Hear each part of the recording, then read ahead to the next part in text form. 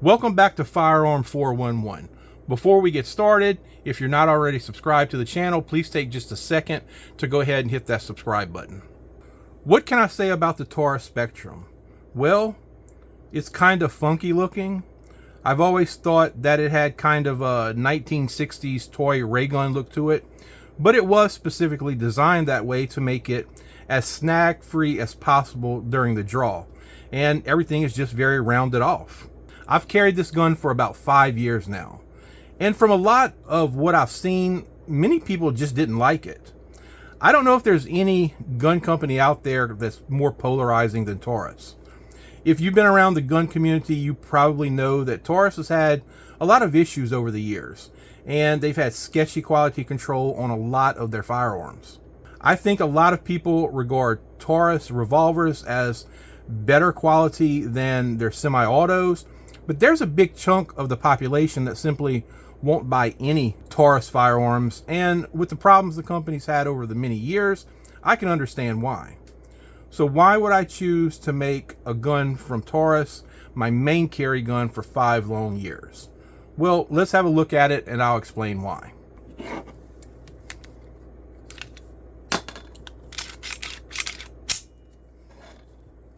For one, it's been 100% reliable. And as with any carry gun, I want to run some rounds through it before I'm willing to stake my life on it. I don't necessarily subscribe to you've got to put X amount of rounds through a gun, like a lot of people say 500, but that's just an arbitrary number. If I can put a couple hundred rounds through it without any malfunctions, I typically think that that gun is going to be reliable enough for me to carry.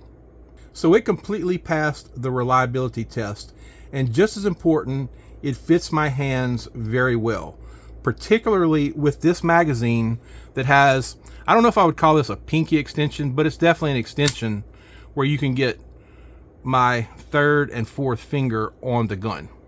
So I get a really good purchase with this gun.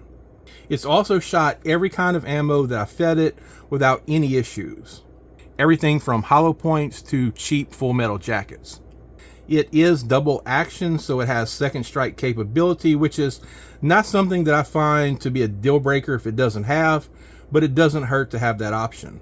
Although it does make the trigger be not as good as on some other guns in this size range. And beyond that, it's just a small sized gun that is very good for pocket carry. And for me, I pocket carry 98% of the time. And of that 98% of the time, I've carried this gun about 90% of that. And being that the gun fits my hands so well, it's really helped increase my accuracy with such a small gun. Previous to the Spectrum, my pocket .380 of choice was the original Ruger LCP. And for what it is, you really can't get any smaller or lighter than that. But my accuracy with the LCP definitely left something to be desired. At 10 or 12 feet, I was reasonably good enough with it, but beyond that distance, not so much. And I realized that chances are if I ever needed to use a gun for self-defense, it would likely be within that distance. However, if I was ever in a situation with something like, say, an active shooter, and I needed to engage with any kind of distance, I would never be able to do that. Whereas with the Spectrum, I'm pretty decent at 7 yards. And as I said earlier, I like the fact that everything is very rounded off. Now the sights, they pretty much suck on this gun. They're almost non-existent, they're not adjustable, but it is a small pocket gun, so I understand why.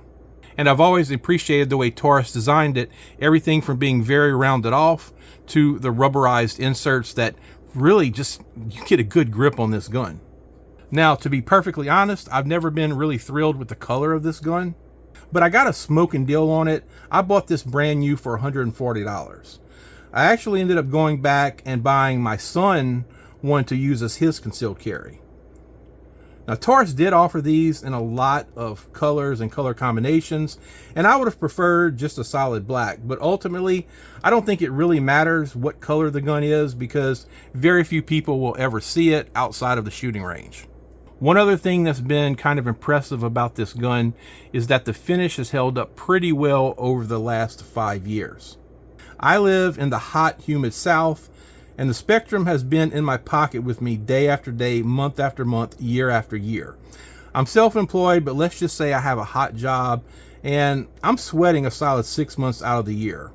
And for the finish to hold up this well was a little surprising. I carry the Spectrum in a DeSantis pocket holster. This one was originally for my LCP, but the Spectrum fits in it pretty well. I do like when holsters completely cover the gun, and I was worried about the finish, particularly in this area right here, being that it comes into some contact, not directly with my body, but in my pocket, and I was worried that I was going to get some rust there, but so far it has not been an issue. The part of the slide that you rack is kind of recessed instead of having normal serrations like on other guns, and it also has some type of molded in rubber inserts here for a very good grip. I wouldn't say the slide is super easy to rack, so for someone that doesn't have as much hand strength, it probably would never have been a good gun for them to use. But I also never feel like my hand is going to slip off of it even without the slide serrations. The trigger is nothing special, and I might even be inclined to say it's kind of bad, although it's not as bad as some other guns that I've owned, such as the original Smith & Wesson Bodyguard. I hated the trigger on that gun with a passion. But moving on, after getting a little trigger time in with the Spectrum, it really kind of grew on me. Not that the trigger got necessarily better, but I just got more accustomed to the trigger, and with proper trigger staging, it really is fairly accurate, especially considering that the sights are barely usable. It's got a really, really, really long trigger pull. And it doesn't break till it hits right at the back of the trigger guard. So all this take up before it fires. But I think the good point is this take up, it's fairly smooth, and you really don't catch much resistance until you get almost to that wall. So I was talking about with the proper staging, you know about how far you can go.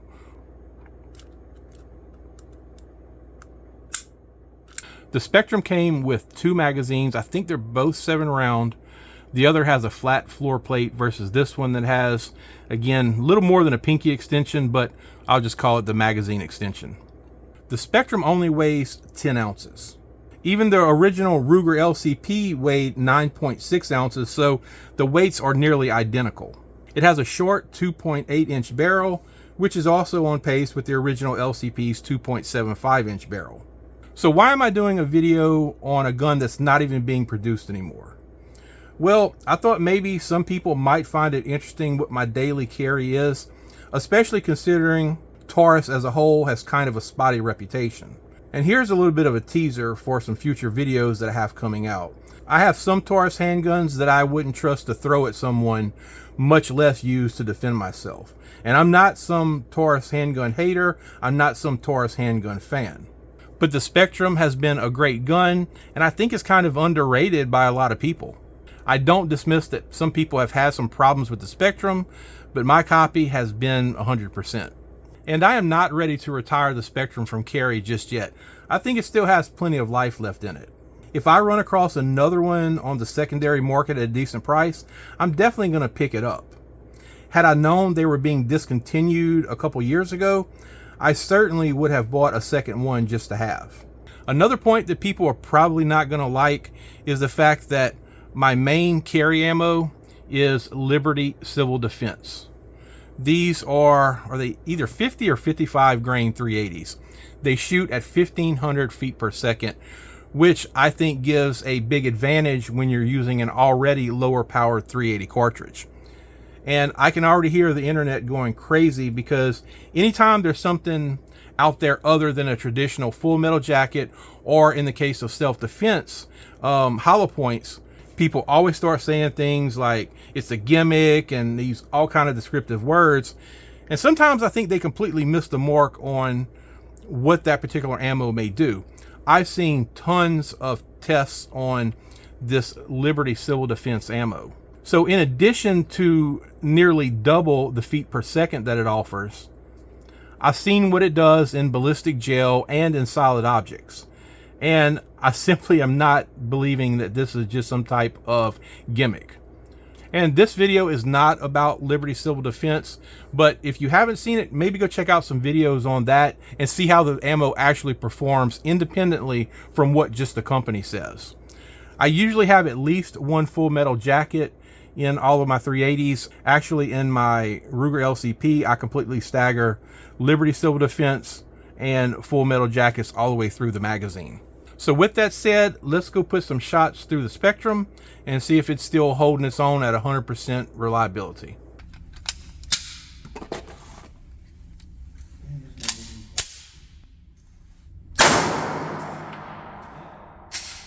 Push down.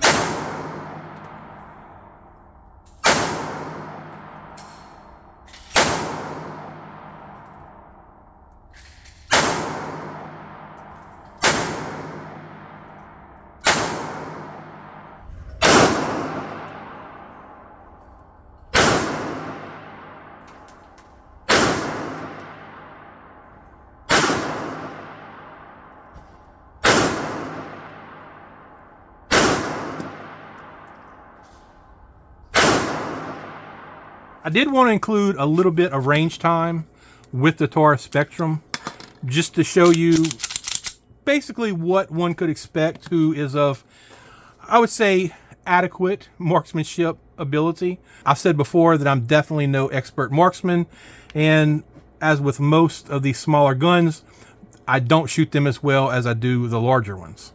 But I do like to get some occasional range time with the Taurus Spectrum just because it's the gun that I'm carrying most of the time.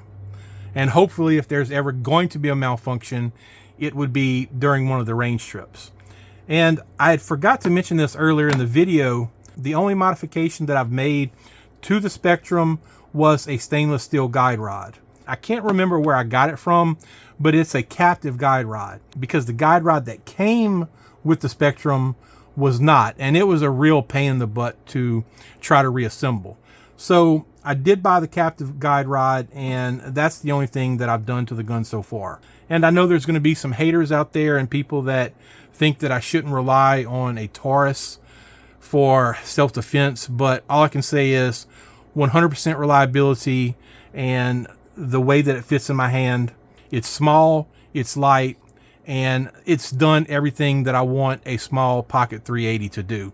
So I will continue to carry it for a while and work in some of the other 380s that I've recently acquired into the carry rotation. If you enjoyed the video or found it helpful, I would really appreciate it if you would hit the like button and consider subscribing to the channel for more videos like this. Thank you for watching, and I'll see you in the next video.